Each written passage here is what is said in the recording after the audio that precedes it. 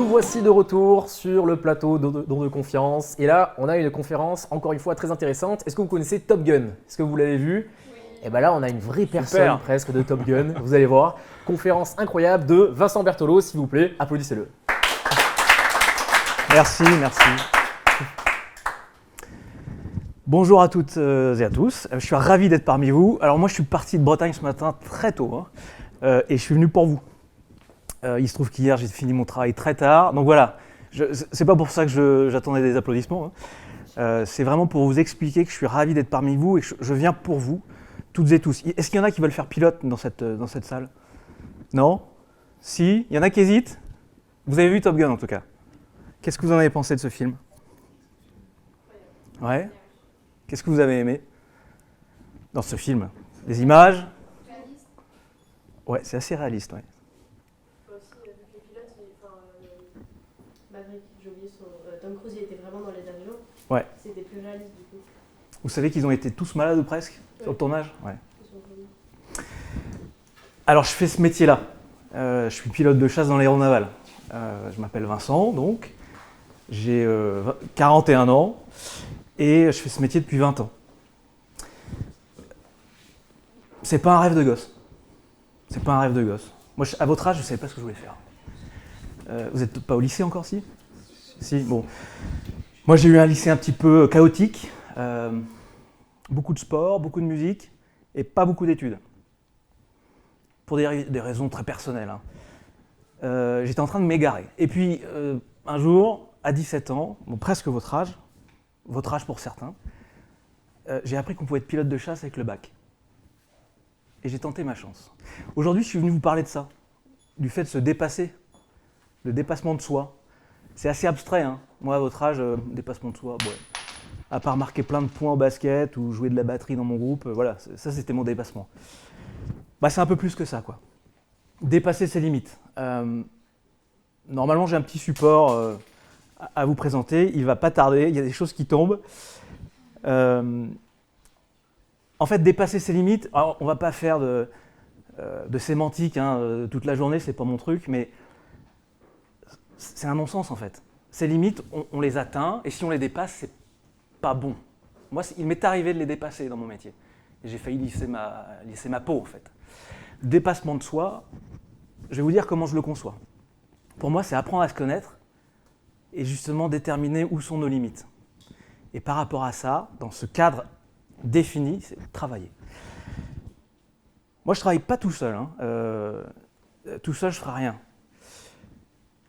Alors, regardez cette photo. Vous savez me dire quel avion est en tête, là? Lequel est devant l'autre? Droite? Gauche? Droite. Je pose cette question parce que c'est vrai qu'il y a un effet d'optique assez intéressant. Voilà. Moi, je suis à droite, donc, le leader.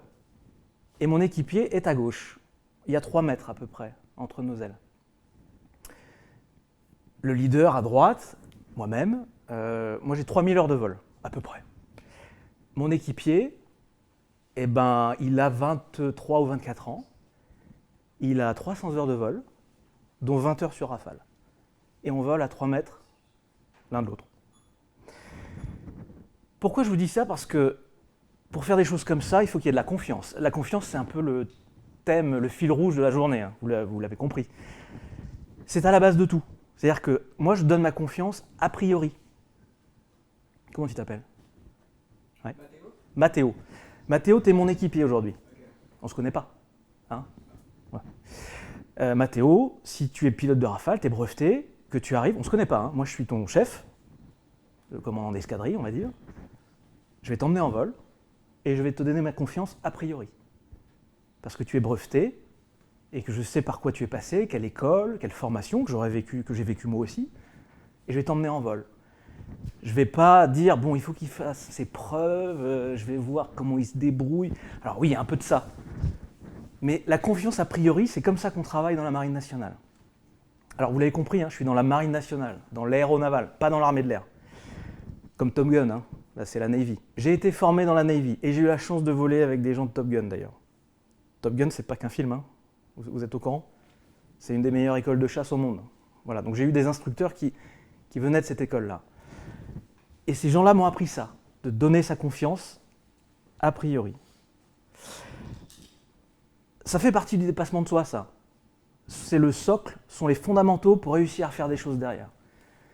À 17 ans, on m'a dit que je ne serais pas capable de faire pilote de chasse. Bon. Eh ben j'ai osé. Hein, quitte à se rater ou à ne pas être capable, autant essayer. Ben, c'est ce que j'ai fait. Il y a une part de rêve et il y a surtout le fait d'oser, de tenter sa chance. Ça, c'est hyper important. Hein. Quoi que vous vouliez faire dans la vie, tentez sa chance. Peut-être que Axel en a parlé juste avant, c'est fort probable, mais c'est à la base de beaucoup de choses, ça. Je vous propose de vous mettre à ma place dans le cockpit un petit peu. Je ne suis pas venu avec l'avion. Il n'y a pas assez grand là. Est-ce que je peux avoir la slide suivante ? Le Rafale, c'est un avion français, très bien conçu, qui a 15 tonnes de poussée. L'avion à vide, il fait 10 tonnes. Alors, je ne sais pas si vous êtes fort en physique, mais le rapport poids-poussée, il est intéressant. Hein. Dans cette courte séquence que vous allez faire, hein, vous considérez que vous êtes sous ce casque, avec ce masque à oxygène et ces visières, vous allez monter de la très basse altitude vers à peu près l'altitude des avions de ligne. Vous avez pris des avions de ligne de temps en temps pour aller en vacances ? Bon, bah là, en 20 secondes, vous allez monter à cette altitude-là. Là où un avion de ligne met 5 à 10 minutes. Ok ? Allez, on envoie la séquence. The property I owned was sacred, and these inviolable sanctities were preserved in those words.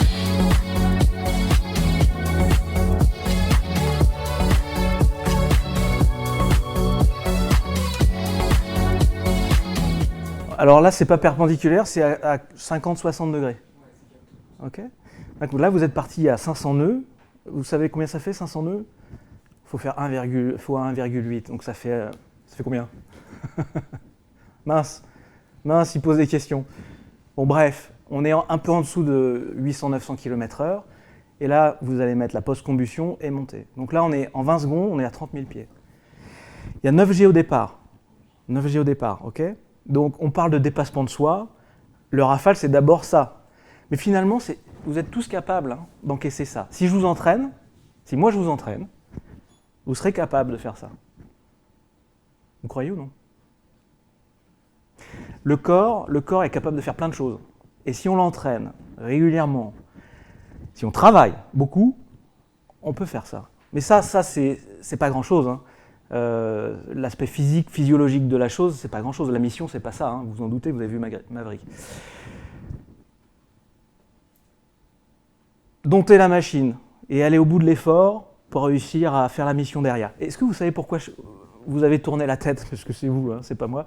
Pourquoi vous avez tourné la tête dans la montée à plusieurs reprises ?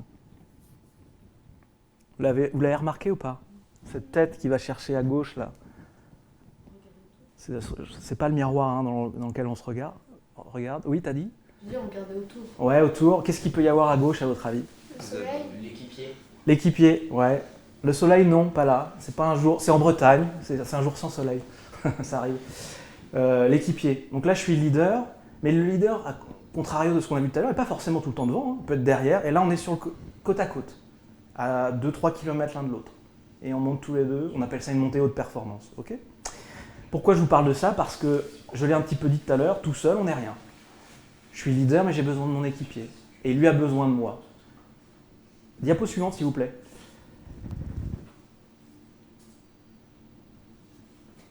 Parce que mon métier, c'est pas de piloter le Rafale. Mon métier, c'est de remplir une mission.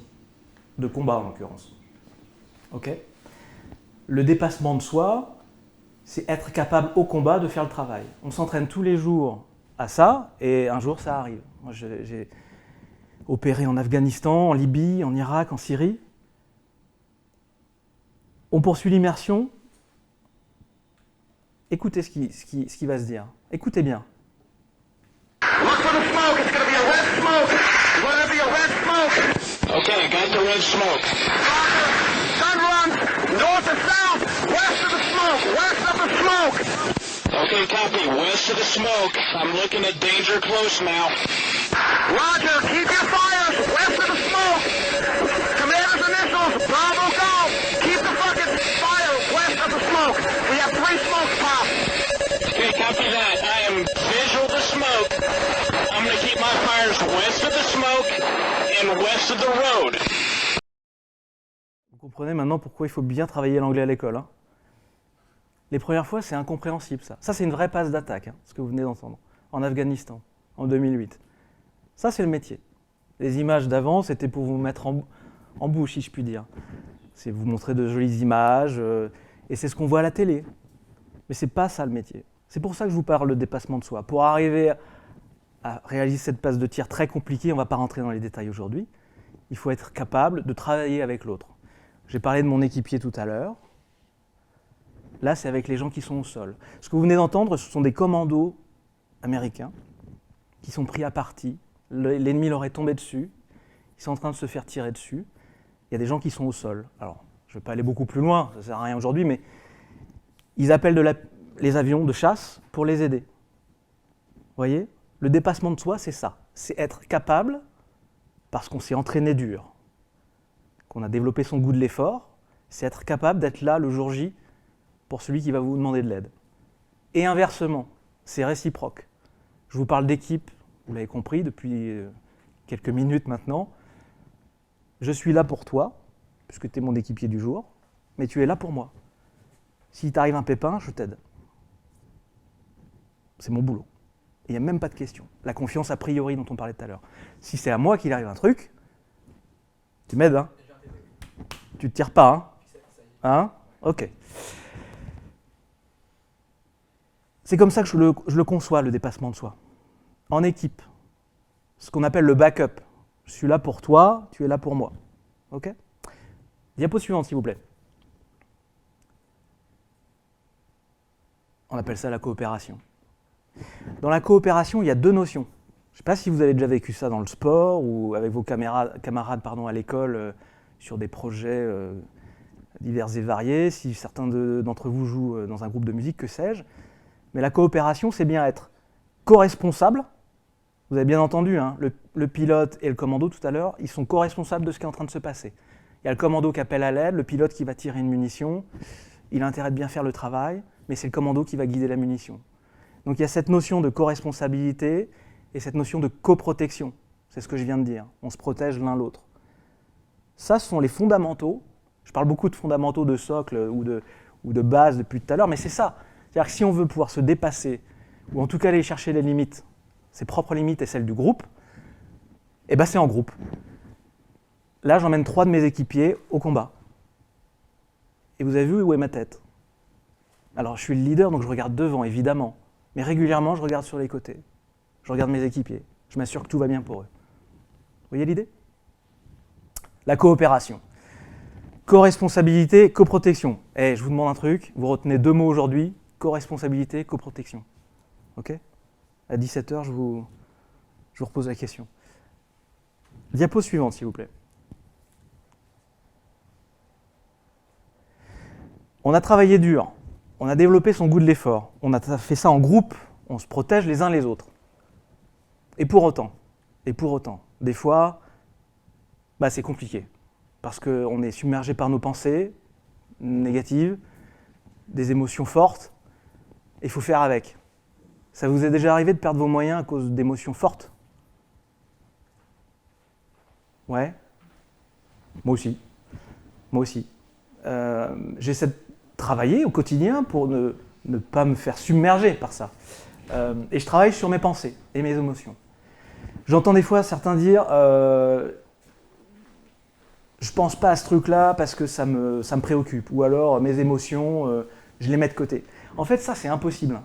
Croyez-moi sur parole, ça fait 20 ans que j'essaie, au combat et ailleurs, de jour, de nuit, l'appontage de nuit, etc. Les émotions ou les pensées qui vont venir de manière opportune, il faut faire avec.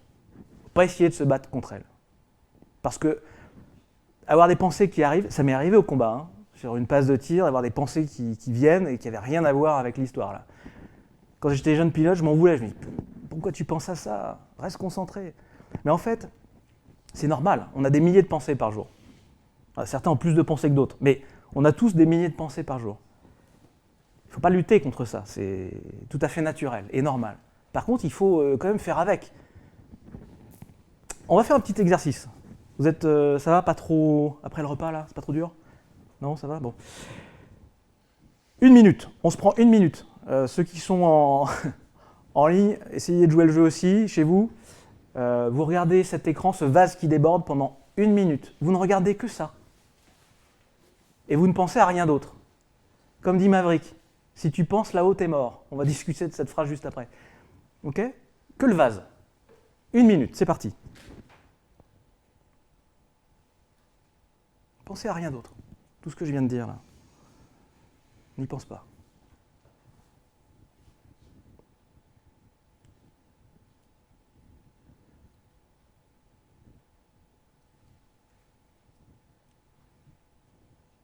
On se rend compte que c'est calme ici. Hein. Pensez à rien d'autre, je vous ai dit.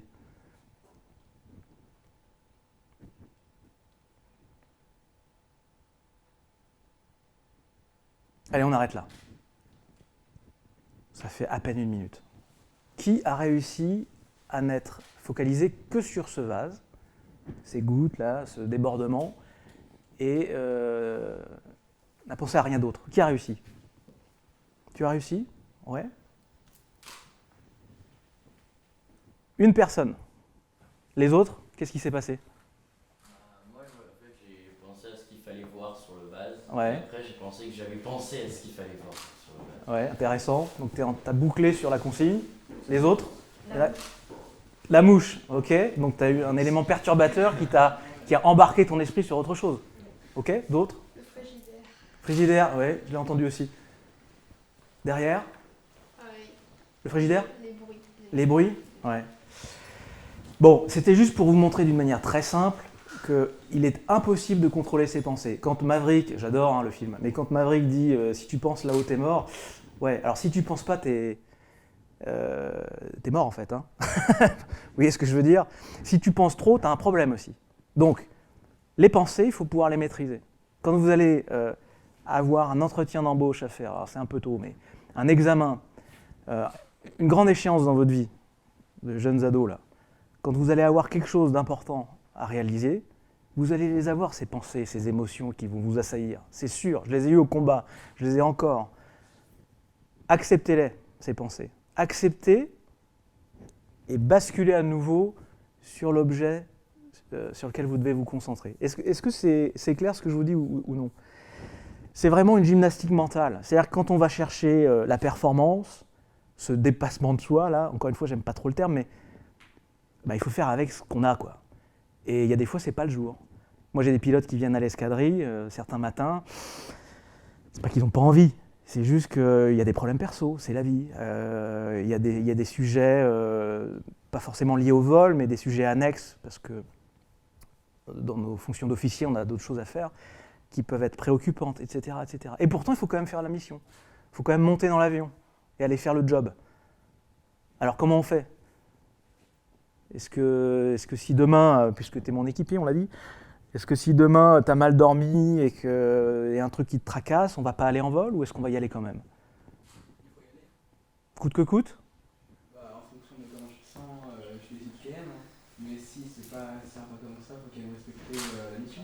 Ouais, je sais pas si tout le monde a bien entendu pour les gens qui sont en ligne, mais c'est on y va parce qu'il faut respecter la mission. J'aime bien cet état d'esprit. Mais il y a des fois où c'est pas possible. Là, je te risquer, dans le sens si je suis pas bien, et je pourrais mettre en jeu la mission et lorsqu'on est à 3 mètres de distance. Et moi, oui, ça, voilà. C'est ça. C'est exactement ça. C'est dans quel état je me trouve aujourd'hui. C'est pour ça que ce petit exercice, je vous l'ai fait faire. On appelle ça un scan mental. Dans quel état d'esprit je suis aujourd'hui? Est-ce que je suis apte à monter dans l'avion? Comprendre, est-ce que je suis apte à épauler mon camarade? Si je ne suis pas capable, il ne faut pas monter dans l'avion. D'accord? Le corollaire, c'est qu'il faut être sûr au quotidien, on est militaire, d'être en mesure de le faire. Donc une bonne hygiène de vie, continuer à cultiver le goût de l'effort, etc., etc. Ça veut dire que si mes pilotes me disent aujourd'hui, petit coup de mou, je ne vais pas forcément leur dire oh écoute mon petit chat, on ne va pas y aller trop fort. Hein. Non, la mission doit être faite, je suis content que tu l'aies dit. Ça c'est sûr. Et pour autant, il faut s'adapter aux conditions du jour, si je puis dire. Et si si c'est toi maintenant mon équipière, si tu me dis je ne suis pas à 100%, dans la mission qu'on va effectuer, je vais te faire en sorte de te donner un rôle qui n'est pas à mobiliser toutes tes capacités habituelles. Voilà. C'est ce qu'on appelle le vase cognitif. Enfin, c'est ce que j'appelle le vase cognitif. C'est comprendre dans quel état d'esprit et avec quelles ressources mes équipiers ou les gens que j'ai sous mes ordres arrivent chaque matin. Et je compose avec ça pour constituer les patrouilles et parvenir à remplir la mission, parce qu'il n'y a pas vraiment le choix. Slide, s'il vous plaît. L'acceptation. Bon, elle est un peu mytho cette photo, mais elle me fait plaisir. C'est pas moi qui compte, la preuve, je suis à genoux. Okay, les gens qui comptent, pour moi, ils sont derrière, et le visage flouté, parce que c'est comme ça que ça marche. On ne peut pas montrer les visages de chacun. On est sur le pont d'envol du Charles de Gaulle, avec les rafales derrière. Pendant 20 ans, alors j'exagère, pendant 15 ans, parce qu'il y a eu 5 ans d'école avant, mais pendant 15 ans, je n'ai pensé qu'à eux. Alors à eux et à d'autres, mais vraiment. Et si je vais encore avec beaucoup de plaisir au travail, c'est parce que je sais que je retrouve mon groupe. Quand on arrive à un tel niveau de coopération, j'ai dit le mot tout à l'heure, vraiment, on arrive à aller chercher les limites. Le jour où on les dépasse, je vous ai dit que ça m'était arrivé, il faut absolument qu'il y ait quelqu'un, un garde-fou dans l'entourage qui vous rattrape. En 2007, en Afrique, j'étais jeune pilote, fougueux. Je me suis dit que mes supérieurs attendaient de moi que je dise jamais non et que j'y aille. Et ben, j'y suis allé une fois de trop. Le deuxième vol de la journée, il faisait une canicule folle. C'était pas en rafale, c'était en super étendard. C'était une étuve dans l'avion, un vrai sauna. Et j'ai fait un malaise hyperthermique parce que j'ai présumé de mes forces, on va dire. Et je suis allé au bout de moi-même. C'est pour ça que surpasser ou dépasser ses limites, j'aime pas trop ce terme. Les comprendre, se connaître. Il y a une mouche, hein. Je la vois aussi, elle est pénible. Comprendre ses limites pour aller flirter avec sans les dépasser, ça c'est important. Et ce jour-là, moi je suis allé au-delà. J'ai fait ce malaise et je me suis évanoui dans l'avion. Ce sont des avions monoplaces, hein. Un seul pilote. Mais je me suis évanoui juste après le toucher des roues. Parce que mon leader a su m'amener jusqu'au bout, à l'atterrissage, parce qu'à un moment j'ai levé la main. C'était trop tard, mais j'ai quand même levé la main pour dire là ça va plus du tout. Ok ? Donc c'est une histoire de confiance, j'aurais dû lever la main plus tôt. C'est une maîtrise de quel engagement on met en fonction des ressources du jour, et c'est surtout en groupe. En groupe, ok ? Tout seul, on n'y arrivera pas. Pendant toute ma formation, il y a eu des hauts et des bas, j'ai perdu des camarades dans mon métier. C'est un métier difficile, c'est un beau métier mais il est difficile. S'il n'y a pas des copains, des camarades ou des copines pour vous soutenir, ça ne marche pas. Donc pour moi, aller chercher les limites ou se dépasser, c'est en équipe. Allez, petite vidéo pour se faire plaisir, j'allais dire, mais bon bref. Pour clore la discussion, pour clore mon propos, diapo s'il vous plaît, et puis après je répondrai à vos questions. Parce que c'est aussi beau, quoi.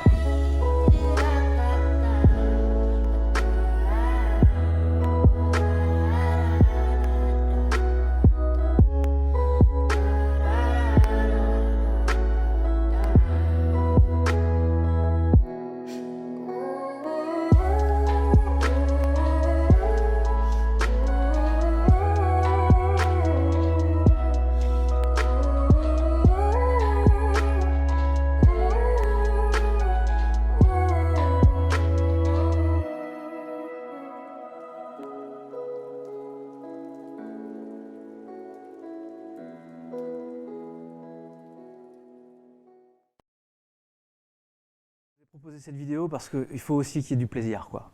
Il faut aussi de temps en temps, c'est pas que aller chercher la performance et les limites, on est d'accord. Il faut le faire le jour J quand ce sera le début des opérations. Mais il ne faut jamais omettre que si on ne fait pas les choses avec plaisir, difficile de tenir et de durer. Voilà, j'en ai terminé.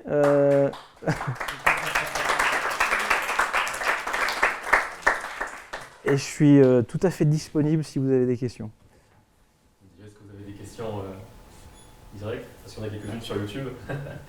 Alors, parmi les questions, tu as beaucoup parlé de confiance dans les autres. Et pourtant, il me semble pas beaucoup parler de confiance. Alors, tu as parlé des émotions et autres, mais pas de confiance en toi. C'est-à-dire qu'aujourd'hui, en tout cas moi personnellement, je t'imagine pour la première fois que tu décolles un Rafale ou autre, il faut quand même avoir vachement confiance en soi pour se dire les autres comptent sur moi, est-ce que je suis. Il y a le syndrome de l'imposteur, est-ce que moi je suis légitime de les aider, etc. Ouais. Comment tu gères ça? Je sais que c'est une question compliquée, mais comment tu gères la confiance en toi?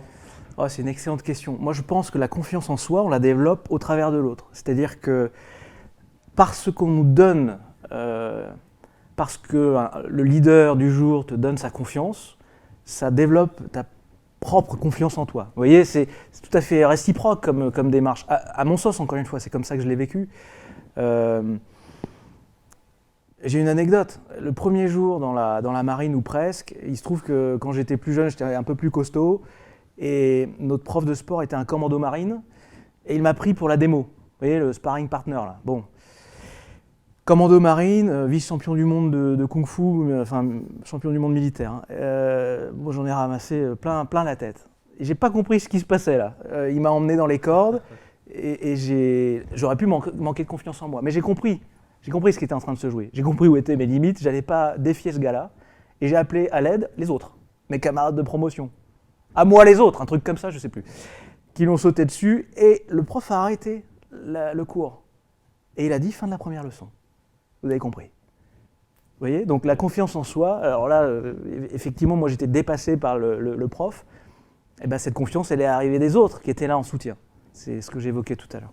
C'est génial. Est-ce que, j'ai vu qu'il y avait certains pilotes, alors je ne sais pas si c'est une légende ou pas, qui avaient un sorte de conditionnement. Ils se conditionnaient justement avant les vols ou autres. Est-ce que toi, ou collègues… Ouais, en fait, il y a pas de règles. Dans notre groupe, il y en a qui n'ont pas besoin de se conditionner. D'accord. Ils vont, ou alors c'est une forme de conditionnement. Ils vont faire beaucoup d'humour avant de partir en mission. Ils vont se détendre de cette manière-là. D'autres se mettent un petit peu à part pour se concentrer. Moi, je fais un peu de méditation, voilà. D'accord. Une façon de gérer les émotions et de se donner confiance, etc. Ouais, c'est d'être dans le match, quoi. D'accord. Donc, chacun a ses techniques. Il n'y a pas de règles imposées. D'accord, trop cool. Alors, je vois qu'il nous reste juste quelques minutes, donc je vais te poser les questions qui ont été posées sur YouTube. Alors, il y en a un qui te demande qu'il y a des pilotes de la patrouille de France qui font des répétitions de leur figure au sol. Est-ce que toi aussi, est-ce que vous aussi, vous en faites? Ouais, on en fait beaucoup en école, ça s'appelle le chair flying, c'est-à-dire qu'on mentalise la séquence à venir. Alors, c'est très adapté pour la patrouille de France parce qu'ils ont des figures qu'ils vont enchaîner lors de meetings. Quand on fait un vol de 7 heures de nuit et depuis le porte-avions au combat, on ne va pas faire cette répétition de 7 heures. Mais on peut répéter, mentaliser en tout cas des phases clés, des phases de transition, ou l'appontage, ou une passe de tir par exemple. Ouais, bien sûr. D'accord. Et après, alors je suis quand même désolé, mais je suis obligé de te poser une question sur Top Gun. Ouais. Est-ce que c'est globalement réaliste? Tu en as un peu parlé au début. Ouais. Ou est-ce qu'il y a quand même beaucoup de choses romancées, ou vraiment c'est comme ça que ça se passe Si on parle de la mission sans rien dévoiler, mais il y a des choses très réalistes. J'avoue que j'aurais à peu près adopté la même tactique que lui. D'accord, excellent. Je serais allé au bout des choses, mais bon, on va pas dévoiler l'ensemble. Mais ouais, il y a des choses très réalistes, et puis c'est romancé juste ce qu'il faut parce que ça reste du cinéma. Ouais. Écoute, je pense qu'on aurait pu te poser des questions pendant encore 12 heures. Il y a une main juste là. Il y a une main. Vous voulez combien de fois par semaine? Enfin, vous devez tous les jours voler? Ça dépend de la qualification qu'on a, mais un chef de patrouille, un leader peut voler une fois par jour parce qu'il emmène les autres à l'entraînement. Quand on est au combat, c'est pas tout à fait ça. On est plutôt sur un vol tous les 3 jours parce que les vols sont longs. Et, vous volez tout seul ou vous voulez toujours en équipe? on vole toujours en patrouille. À 2, à 4, à 6. J'ai fait des missions au combat où j'étais leader de 10 avions. J'ai fait des missions d'entraînement où j'étais leader de 30 avions, mais jamais tout seul. Je pense qu'on peut applaudir. Merci Vincent. Merci. Eh bien, écoutez, on se retrouve directement pour la prochaine conférence. Donc ceux qui sont sur YouTube, attendez, ça commence maintenant. À tout de suite.